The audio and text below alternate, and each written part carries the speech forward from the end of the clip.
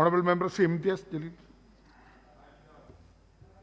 अध्यक्ष महोदय, 8 मई 2020 की वो सुबह मुझे आज भी याद है, जब सुबह सुबह मुझे फ़ोन आता है और ये जानकारी मिलती है कि 16 मजदूर जो मध्य प्रदेश जाना चाह रहे थे वो ट्रेन के नीचे आकर कुचल कर मर गए।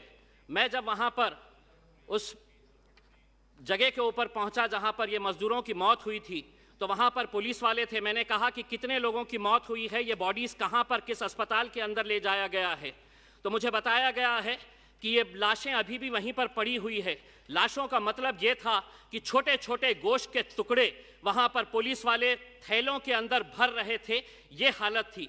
उस दिन टेलीविज़न के ऊपर ये खबर चलाई गई कि एक्सीडेंट के अंदर 16 मजदूरों की मौत हो गई। लेकिन मैं उस दिन भी कहा था, एक बार फिर से आज यहाँ पर दोहराता हूँ कि वो एक्सीडेंट नहीं था बल्कि हत्या थी, और वो हत्या के जिम्मेदार हम सब लोग हैं जिन्होंने इन मजदूरों को सड़कों के ऊपर छोड़ दिया था। ये महज एक इत्तेफाक हो सकता है कि उसी दिन अखबार के अंदर ये खबर आई थी कि विदेशों में रहने वाले जो भारतीय हैं उनके लिए विशेष प्लेन चलाए जाएंगे।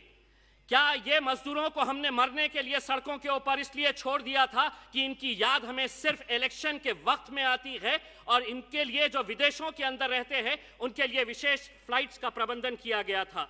अध्यक्ष महोदय, मैं मंत्री जी से पूछना चाहता हूं, आज 6 महीने के बाद क्या हिंदुस्तान का एक भी शहर ये दावा करके कह सकता है कि हमारे पास आज पूरे वेंटिलेटर्स है, हमारा मेडिकल इंफ्रास्ट्रक्चर पूरी तरह से सक्षम है?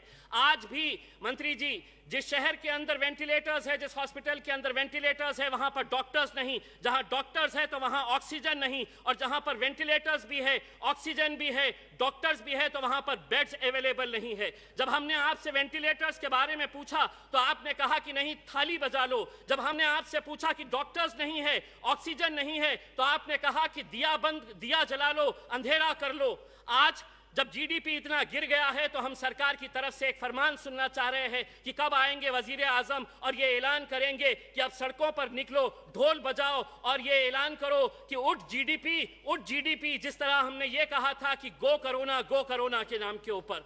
हमने अपना मजाक पूरे मुल्क में नहीं बल्कि पूरी दुनिया के सामने ये किया था। आज चाइना के अंदर इस बीमारी का जन्म हुआ, इटली, ब्राजील, स्पेन के अंदर ये पली बड़ी, जैसे ही भारत के अंदर आई तो ये हिंदू और मुसलमान का शक्ल इख्तियार कर ली। बड़ा अफसोस होता है मंत्री जी हमें, जब इस सदन के अंदर बैठे हुए एक सांसद ये कहते हैं कि ये बीमारी इस देश के अंदर फैली तो तबलीगी जमात की वजह से फैली। अगर कसूरवार कोई था तो उसके ऊपर आपकी सरकार है, आप लीजिए उसके ऊपर कार्रवाई। लेकिन इस तरह ऐसे मौके के ऊपर जब लोगों की जाने जा रही थी, उस वक्त हम हिंदू मुसलमान कर रहे थे। सारे टेलीविजन चैनल के ऊपर यह दिखाया जा रहा था कि यह बीमारी हिंदुस्तान के अंदर फैली है तो एक तबलीगी जमात की वजह से फैली है। अगर किसी की तरफ से कोई गलती थी तो आप बोलिए, आपकी सरकार है।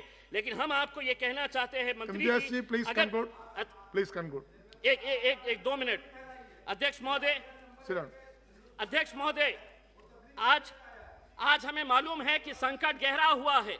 हम सरकार का पूरी तरह से साथ दे रहे हैं। ऐसा नहीं है कि हम विपक्ष के अंदर है तो हम हर चीज की आलोचना कर रहे हैं। आपने मेहनत किए है, कोशिश किए है, लेकिन जिस तरह के जो फैसले लिए जा रहे थे ऐसा लग रहा नहीं था कि ये मुल्क के अंदर लोकतंत्र है बल्कि तानाशाही है कि 4 घंटे पहले आ जाओ, कह दो कि 4 घंटे के बाद देश बंद हो जाएगा, और देश बंद कर दिया गया है। आज अगर यही हालत रही तो अध्यक्ष महोदय 30 सेकंड सिर्फ, आज यही हालत रहा तो देश इस मुल्क के वजीर आजम को देखकर यही कहेंगे कि आखिर हम बोले तो बोले क्या, करे तो करे क्या। वाह मोदी जी वाह।